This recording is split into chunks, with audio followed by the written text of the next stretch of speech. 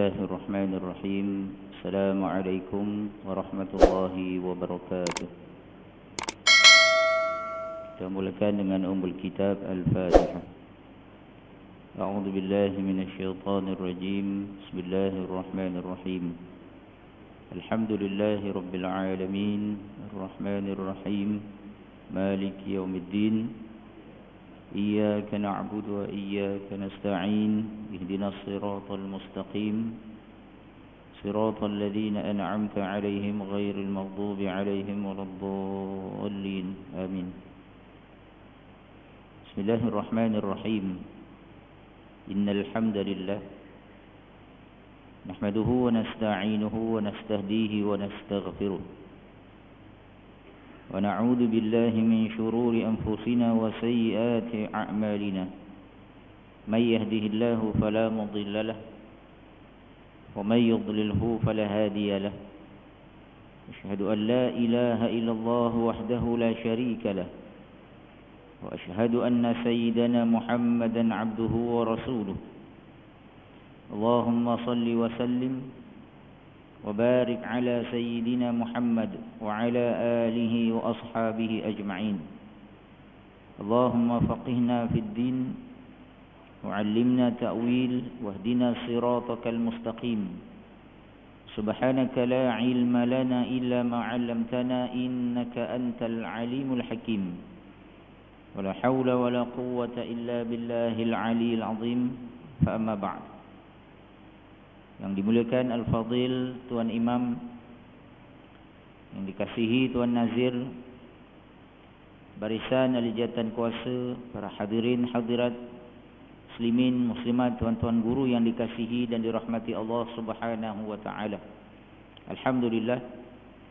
Pertama-tamanya marilah sama-sama kita merafakkan kesyukuran kita kehadrat Allah Subhanahu wa taala, kerana kita masih lagi dibangkitkan oleh Allah Subhanahu wa taala. Kita dibangunkan semula oleh Allah Subhanahu wa taala daripada mati yang sementara. Saat kita tidur adalah kematian yang sementara. Lalu kita dihidupkan oleh Allah semula, dikembalikan roh kita ke dalam jasad, dan kita dapat bangun, dan kita bangun dengan membuktikan kesyukuran kita kepada Allah Subhanahu wa taala dengan kita hadir ke rumah Allah Subhanahu wa taala yang mulia ini. Maka saat kita mampu membuktikan kesyukuran kita kepada Allah Subhanahu wa taala dengan kita melakukan solat fardu subuh berjamaah, kita berdoa, berzikir kepada Allah, dan kita duduk di dalam majlis ilmu ini, tuan-tuan, ini merupakan nikmat yang sangat besar dan tidak ada nilai yang tidak ada tolok banding, nilai yang sangat mahal dan berharga daripada Allah Subhanahu wa taala kepada diri kita. Kerana tuan-tuan, Allah Subhanahu wa taala menyatakan di dalam Al-Quran, a'udzu billahi minasyaitonir rajim wa qalilun min ibadiyasy syakur. Allah menyatakan, dan terlalu sedikit, Allah kata tak ramai di kalangan hamba-hambaku yang nak bersyukur kepada aku, kata Allah Subhanahu wa taala. Dalam ramai-ramai ahli qaryah, Masjid Sirajuddin, alhamdulillah Allah pilih kita untuk menjadi di kalangan hamba-hamba yang nak buktikan kesyukuran kita kepada Allah Subhanahu wa taala.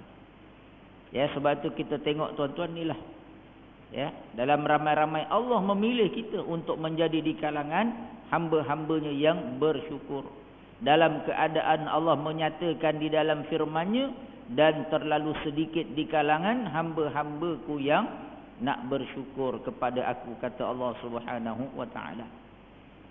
Tuan-tuan muslimin muslimat yang dikasihi dan dirahmati Allah, moga-moga kita terus istiqamah untuk menjadi hamba yang sentiasa membuktikan kesyukuran kita kepada Allah Subhanahu wa taala dengan kita melaksanakan ketaatan kepada Allah, dengan kita melaksanakan amal soleh, kefarduan dan perintah Allah Subhanahu wa taala, dan kita berusaha menjauhkan diri kita daripada dosa dan maksiat serta perkara yang mendatangkan kemurkaan Allah Subhanahu wa taala. Moga-moga kita terus istiqamah sehinggalah kita bertemu dengan ajal kita, insya-Allah. Amin.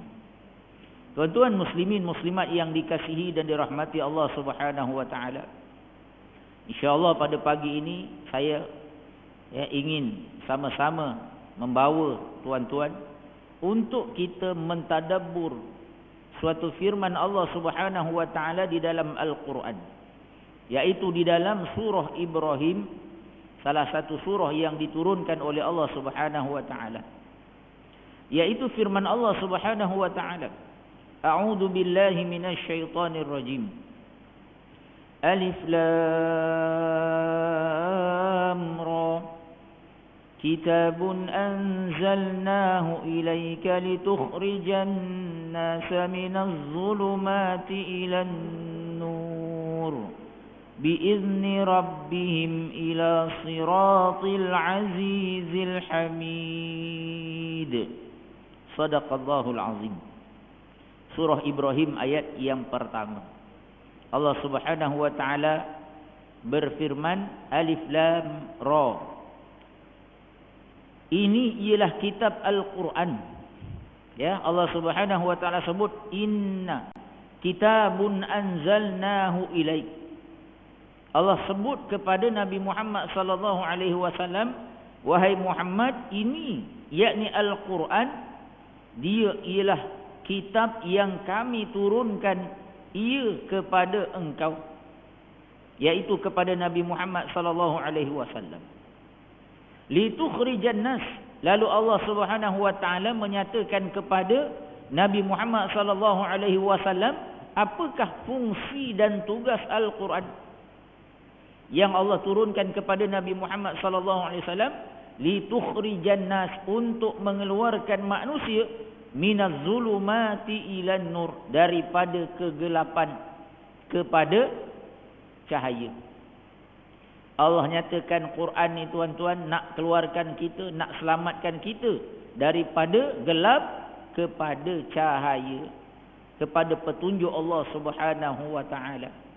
Tuan-tuan muslimin muslimat yang dikasihi dan dirahmati Allah Subhanahu wa taala, Allah Subhanahu wa taala membuat dua perumpamaan di dalam ayat ini, yaitu Allah Subhanahu wa taala menyebutkan az-zulumat, kegelapan, yang mana Allah menggambarkan kegelapan ini adalah bagi mengumpamakan kesesatan, kesyirikan, kemaksiatan, kefasikan, kemunafikan yang dilakukan oleh seorang hamba kepada Allah Subhanahu wa taala. Tuan-tuan, seorang yang melakukan dosa dan kesyirikan kepada Allah, sebenarnya dia adalah orang yang berada dalam kegelapan. Orang yang tidak mengenal Allah Subhanahu wa taala, dia tak kenal siapa Tuhan dia.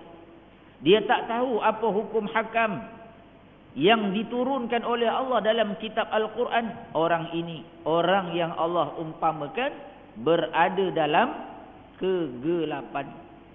Ya, kenapa Allah umpamakan dalam kegelapan? Kerana orang yang melakukan dosa dan maksiat, orang yang melakukan kesyirikan kepada Allah Subhanahu wa taala, orang yang melakukan kemaksiatan dan melanggar hukum hakam serta perintah Allah Subhanahu wa taala, tuan-tuan, dia adalah orang yang tak kenal siapa Tuhan yang sepatutnya dia taat di atas dunia ini. Maka golongan-golongan ini Allah umpamakan mereka berada dalam az-zulumat, berada dalam kegelapan.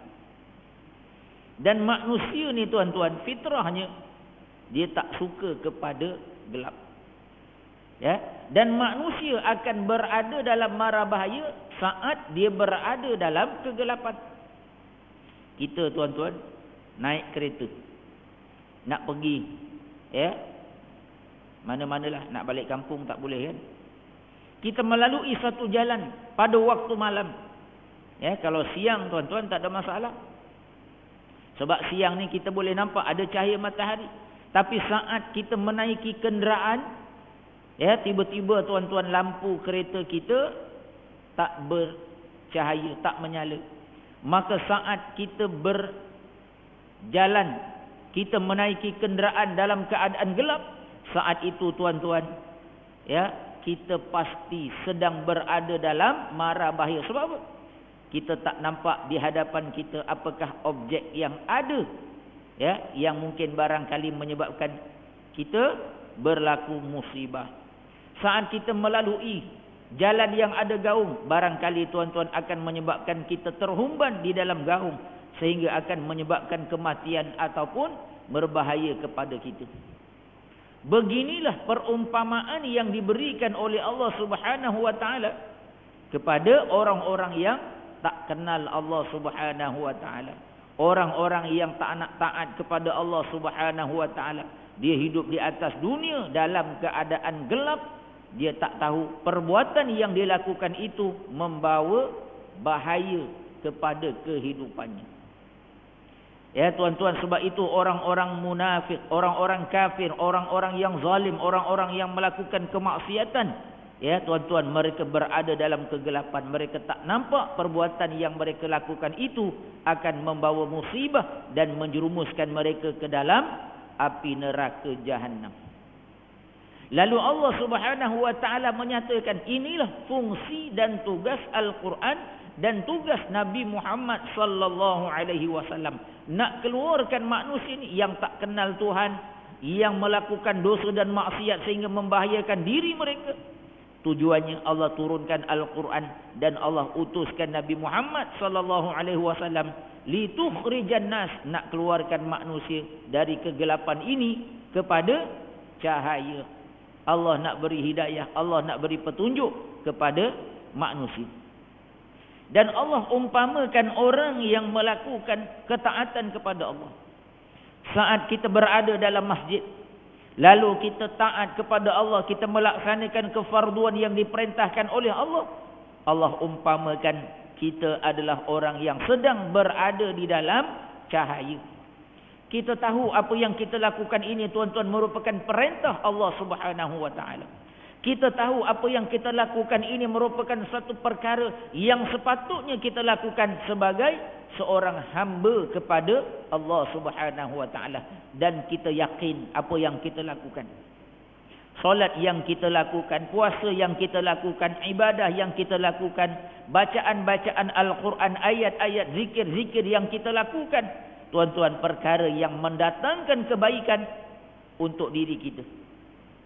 Sebab itulah Imam Asy-Syafi'i rahimahullahu ta'ala anhu, dia pernah menyebutkan, ya, kata Imam Asy-Syafi'i rahimahullahu ta'ala anhu, al-ibadat mu'allalatun bimasalihil khalqi. Apa makna dia tuan-tuan?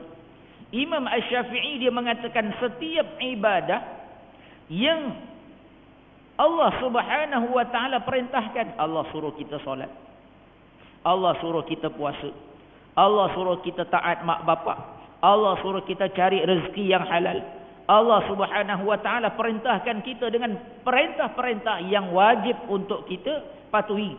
Kata Imam Asy-Syafi'i, semua ibadah-ibadah ini tujuan dan matlamatnya tuan-tuan adalah untuk apa? Untuk kebaikan dan maslahah hamba itu sendiri. Saat kita solat tuan-tuan, adakah solat yang kita lakukan ini manfaat dia untuk Allah Subhanahu wa taala? Tidak, tuan-tuan. Saat kita baca Al-Quran, adakah Al-Quran yang kita baca itu kebaikannya untuk Allah Subhanahu wa taala? Tidak, tuan-tuan.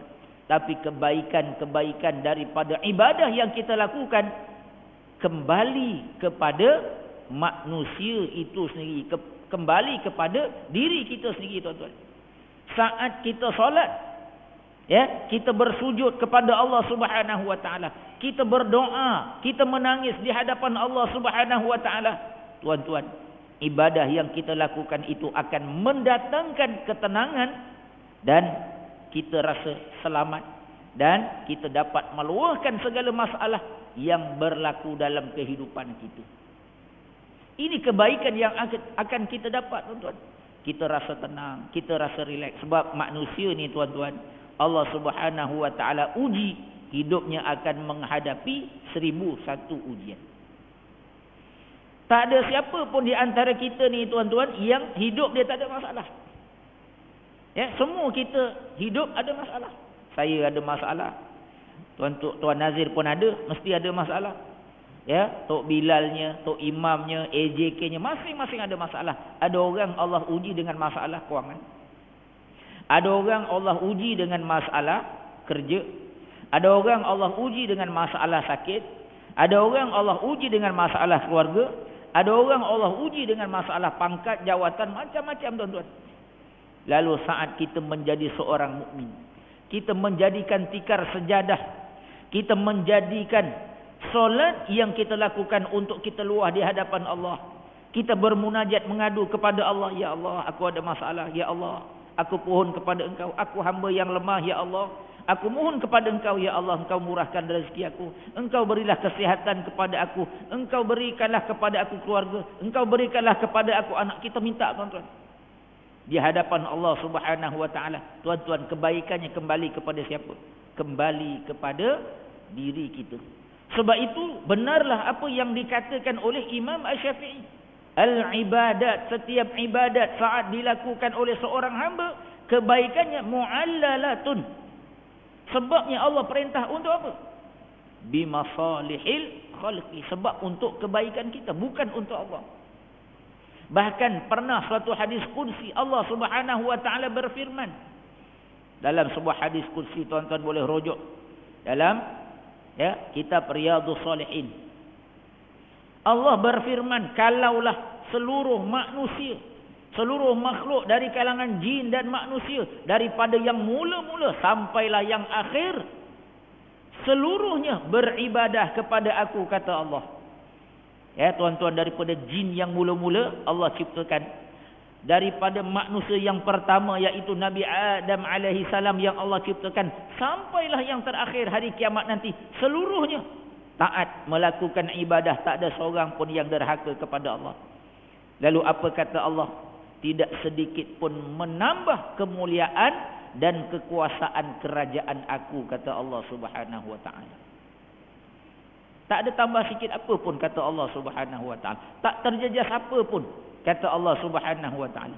Dan seandainya seluruh jin dan manusia daripada yang mula sampai yang akhir derhaka kepada aku, kufur kepada aku, tak ada seorang pun yang taat kepada Allah, Allah kata tidak mengurangkan sedikit pun kerajaan aku, kekuasaan dan kerajaan aku, kata Allah. Kalau semua tak taat, ya Allah kata tak sikit pun mengurangkan kerajaan dan kekuasaan aku, kata Allah Subhanahu wa taala. Tapi tuan-tuan, saat Allah suruh kita solat tapi kita tinggalkan solat, keburukannya itu juga akan kembali kepada kita. Ya, kita takkan rasa tenang. Sebab apa? Kita tidak ada tempat untuk mengadu kepada Tuhan yang mampu menyelesaikan segala masalah kita. Kita tak ada tempat nak minta. Ya, dalam keadaan berlaku masalah rezeki, kadang-kadang kita sombong, tuan-tuan. Kita merasakan rezeki bahawa kitalah yang tadbir sendiri. Ya, kita rasakan rezeki ni kita yang pandai. Kita cari sana, ya, kita plan sini, kita buat ya macam-macam strategi, kan? Kita cari tips itu dan tips ini, tapi kita lupa sebenarnya rezeki bukan datang daripada kita. Ya, rezeki datang daripada siapa? Datang daripada Allah Subhanahu wa taala. Saya teringat satu kalam, kalau tuan-tuan pernah mengaji kitab Al-Hikam yang dikarang oleh Ibnu Athaillah As-Skandari. Imam Ibnu Athaillah As-Skandari dia pernah menyebutkan dalam salah satu kata-kata hikmah. Ya, apa kata dia? Ijtihaduka fima dhamina laka wa taqsiruka fima tuliba minka dalilun ala istimasil basirati minka. Apa makna dia, tuan-tuan? Imam Ibnu Athaillah As-Skandari, dia seorang ulama tasawuf yang berasal daripada As-Sakandari, ya, ataupun Iskandariah Mesir. Ya, satu tempat yang sangat cantik Dia merupakan tempat di hujung negara Mesir, ya, dan memisahkan dengan Eropah, maknanya dia menghadap Laut Mediterranean. Orangnya cantik-cantik di sana, tuan-tuan. Ya, kerana ini dia orang-orang sana darah campuran Arab, Afrika dan juga belah Eropah.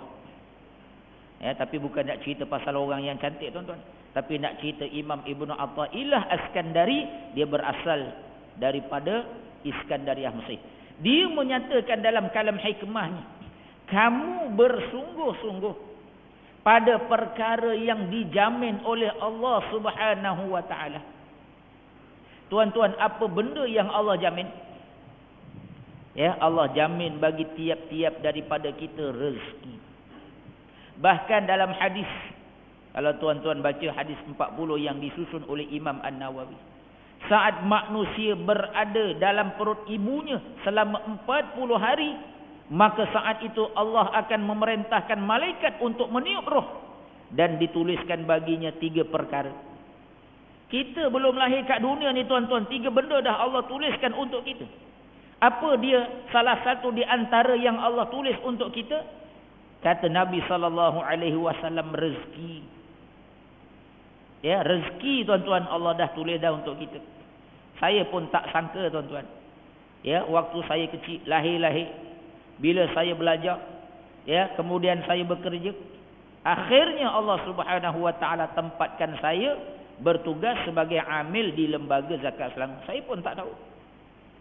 Ada di antara tuan-tuan pernah tak dulu kecil-kecil, ya, mungkin tuan-tuan ni datang daripada jauh, ya, lalu tuan-tuan berhijrah duduk di kampung Batu Belah. Tuan-tuan sangka tak? Rezeki, tuan-tuan, ada yang kerja dekat swasta, ada yang kerja sendiri, ada yang kerja government. Tuan-tuan pernah fikir tak bahawa ini rezeki yang Allah tetapkan untuk kita? Kita tak pernah fikir, tuan-tuan, tapi inilah yang telah dituliskan oleh Allah Subhanahu wa taala untuk kita. Ya, bab rezeki ni Allah Subhanahu wa taala jamin. Bahkan dalam ayat Al-Quran Allah Subhanahu wa taala pernah menyebutkan, wa ma min dabbatin illa 'alaiha rizquha. Allah kata apa? Dan tidak ada satu pun binatang yang melata. Ya, Allah sebut wa ma min dabbah. Tak ada satu pun dabbatin. Para ulama mengatakan yang dimaksudkan dabbah adalah, ya, binatang yang berkaki. Ya, ada binatang yang berkaki 2, ayam, itik, burung. Ya, ada binatang yang berkaki 4. Ada binatang yang kakinya banyak, tuan-tuan, lipan, apa lagi, ulat gonggok. Ada binatang yang tak berkaki pun ada, tapi kakinya adalah pada badannya, seperti ulat, ikan dan seumpamanya. Dan termasuklah kita manusia. Kalau kita belajar mantik, saya ingat lagi dulu sekolah di Kolej Islam tingkatan 6 belajar mantik. Ya, ahli falsafah mengkategorikan manusia ini adalah sebahagian daripada al-hayawan. Kita ni adalah makhluk yang sama dengan haiwan, cuma bezanya kita manusia, kita dikategorikan sebagai al-hayawanun natiq. Binatang yang boleh berkata-kata dan mampu untuk berfikir. Sebab itu manusia adalah makhluk yang paling istimewa, yang tidak dimiliki keistimewaan ini oleh makhluk-makhluk yang lain. Seluruh makhluk-makhluk Allah Subhanahu wa taala kata tak ada satu pun binatang melainkan alaina illa 'ala Allah. Dia orang Arab ni. Ya, kalau kita ada kawan Arab, satu hari dia jumpa kita, ya, dia pun minum dengan kita. Ya, tengah minum ramai-ramai, tengah makan ramai-ramai, dia kata alayya. Itu makna dia apa, tuan-tuan? Dia kata aku belanja, aku payunglah hari ni. Itu makna dia. Inilah yang dinyatakan oleh Allah Subhanahu wa taala dalam ayat ini. Wa ma min dabbah, tidak ada satu pun binatang yang melata di atas muka bumi ini illa 'ala Allah, melainkan Allah lah yang jamin rezeki dia. Kita pun ada pepatah Melayu sebut, ya, ulat dalam batu pun boleh hidup. Tuan-tuan, siapakah yang menjadikan Ulat yang berada dalam batu pun rezekinya berada dalam batu. Allah Subhanahu wa taala lah Tuhan yang menjamin rezeki ulat tu boleh hidup dalam batu. Ini suatu jaminan daripada Allah Subhanahu wa taala. Tapi tuan-tuan, hari ini manusia dalam bab rezeki kadang-kadang dia rasa seolah-olah tidak ada jaminan daripada Allah Subhanahu wa taala. Bangun pagi celik mata dia fikir mana nak cari duit. Ya, kadang-kadang bab rezeki ni tuan-tuan. Bab rezeki. Ya, yang tak sengaja itu lebih banyak daripada yang kita cari. Contohnya tuan-tuan, seorang ayah bekerja, daripada dia habis belajar, habis mengaji, dia bekerja tuan-tuan, cari duit, ya, sampailah dia menjadi seorang yang kaya raya. Kita manusia ni tuan-tuan, kaya macam mana kan? Kita ada duit 1 bilion dalam bank, tapi tuan-tuan, banyak mana yang kita boleh guna? Tak banyak pun tuan-tuan. Kalau tuan-tuan ada 1 juta dalam bank, tuan-tuan makan satu hari sepinggan berapa ringgit tuan-tuan? Ya, katalah ambil buffet Ramadan, RM150 net per pack. 150 tu kira paling mahal lah tuan-tuan. Tu pun bayar 150 makannya kan, kalau buffet. Banyak mana yang kita makan tuan-tuan? Harga tak sampai 150 pun.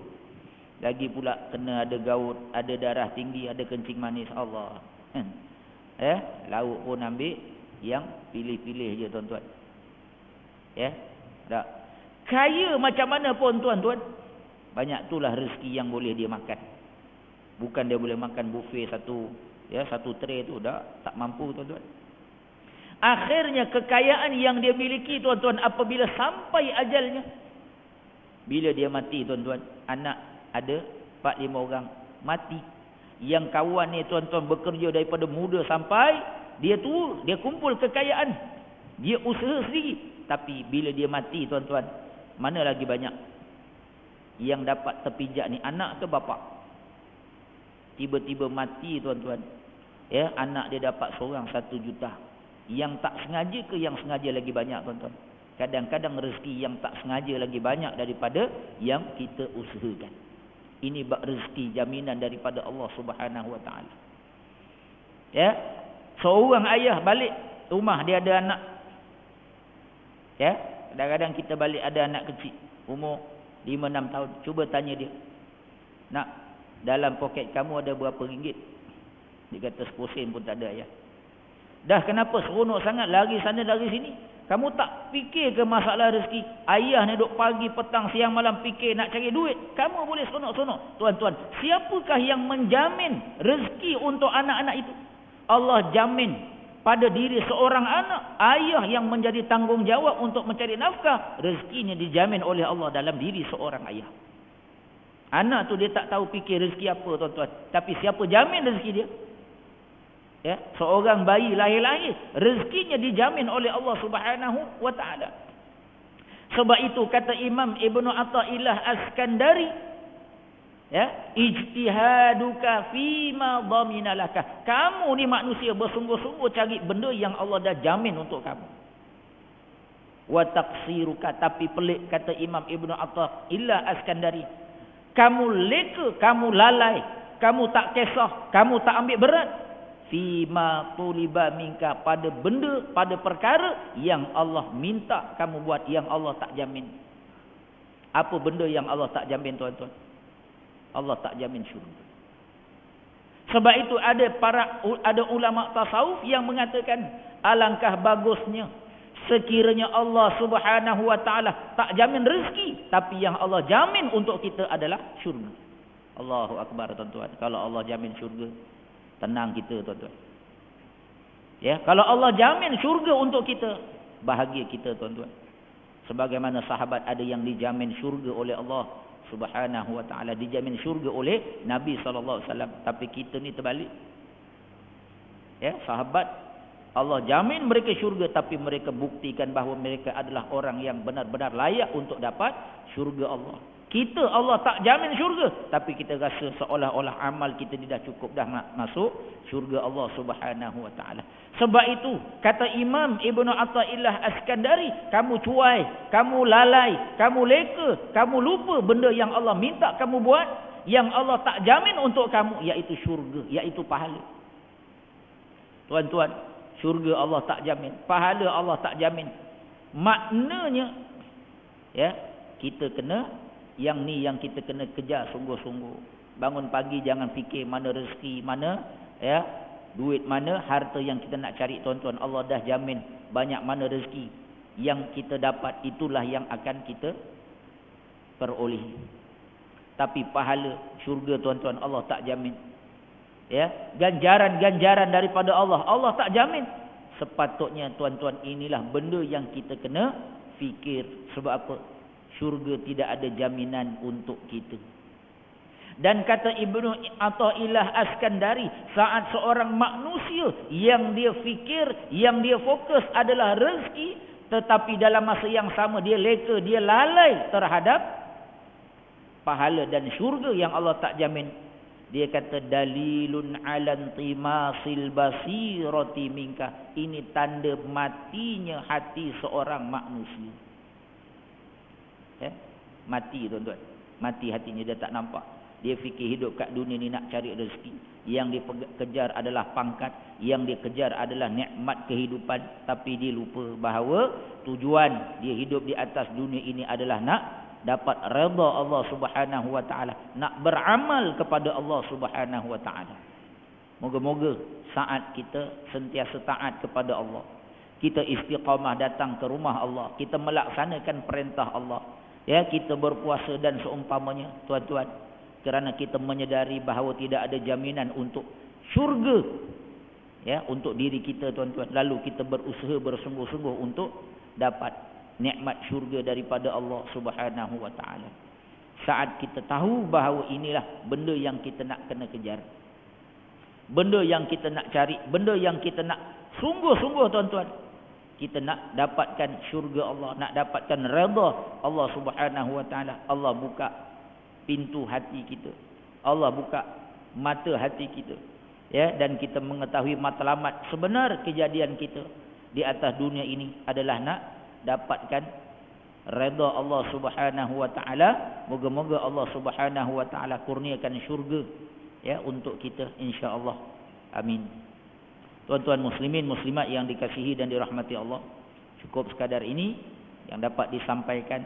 Moga-moga ada kebaikan untuk diri saya dan tuan-tuan. Yang baik itu daripada Allah Subhanahu wa taala, yang kurang dan lemah itu daripada diri saya sendiri. Aqulu qawli hadza wa astaghfirullahal azim li wa lakum. Wassalamu alaikum warahmatullahi wabarakatuh.